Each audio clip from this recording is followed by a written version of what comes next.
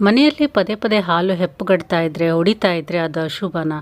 ವಾಸ್ತುಶಾಸ್ತ್ರ ಹೇಳುವ ಪ್ರಕಾರ ಪದೇ ಪದೇ ಈ ರೀತಿ ಆಗ್ತಾ ಇದ್ದರೆ ಮನೆಗೆ ನಕಾರಾತ್ಮಕ ಶಕ್ತಿ ಪ್ರವೇಶಿಸುತ್ತಿದೆ ಅಥವಾ ಪ್ರವೇಶಿಸಿದೆ ಅಂತ ಅರ್ಥ. ಮನೆಯಲ್ಲಿರುವ ದಿಕ್ಕುಗಳಲ್ಲಿ ಏನೋ ದೋಷಗಳಿದೆ ಅಂತಲೂ ಇದರ ಅರ್ಥ. ಈ ರೀತಿ ಇರಬೇಕಾದ್ರೆ ಈ ಕೆಲವು ಮನೆಮದ್ದುಗಳನ್ನು ಪಾಲಿಸಬೇಕು. ಮನೆಯ ಈಶಾನ್ಯ ನೈಋತ್ಯ ದಿಕ್ಕುಗಳನ್ನು ಯಾವಾಗಲೂ ಸ್ವಚ್ಛವಾಗಿಡಬೇಕು. ಅಲ್ಲಿ ಭಾರವಾದ ವಸ್ತುಗಳನ್ನು ಇಡಬಾರ್ದು. ವಾರಕ್ಕೊಮ್ಮೆ ಅಡುಗೆ ಮನೆ ಮುಖ್ಯ ದ್ವಾರವನ್ನು ಗೋಮೂತ್ರದಿಂದ ಒರೆಸಬೇಕು. ಇದು ನಕಾರಾತ್ಮಕ ಶಕ್ತಿಯನ್ನು ಹೋಗಲಾಡಿಸುತ್ತೆ. ಅಡಿಗೆ ಮನೆಯಲ್ಲಿ ಒಂದು ಬಟ್ಲಲ್ಲಿ ಕಲ್ಲುಪ್ಪನ್ನು ಇಟ್ಟು ಪ್ರತಿ ವಾರ ಅದನ್ನು ಬದಲಾಯಿಸ್ತಾ ಇರಬೇಕು. ಇದು ಮನೆಯಲ್ಲಿ ನಕಾರಾತ್ಮಕತೆಯನ್ನು ಹೀರಿಕೊಳ್ಳುತ್ತೆ. ಹಾಲು ಕಾಯಿಸುವಾಗ ಸಾಧ್ಯವಾದರೆ ಒಂದು ಬೆಳ್ಳಿ ಚಮಚವನ್ನು ಪಾತ್ರೆಯಲ್ಲಿ ಇಡಲು ಪ್ರಯತ್ನಿಸಿ. ಇದು ಹಾಲನ್ನು ಹೆಪ್ಪುಗಟ್ಟುವುದನ್ನು ತಡೆಯುತ್ತೆ. ಮನೆಯ ಅಂಗಳದಲ್ಲಿ ಉತ್ತರ ದಿಕ್ಕಿನಲ್ಲಿ ತುಳಸಿ ಗಿಡವನ್ನು ನೆಡಬೇಕು. ಇದು ಸಕಾರಾತ್ಮಕ ಶಕ್ತಿಯನ್ನು ಹೆಚ್ಚಿಸುತ್ತೆ.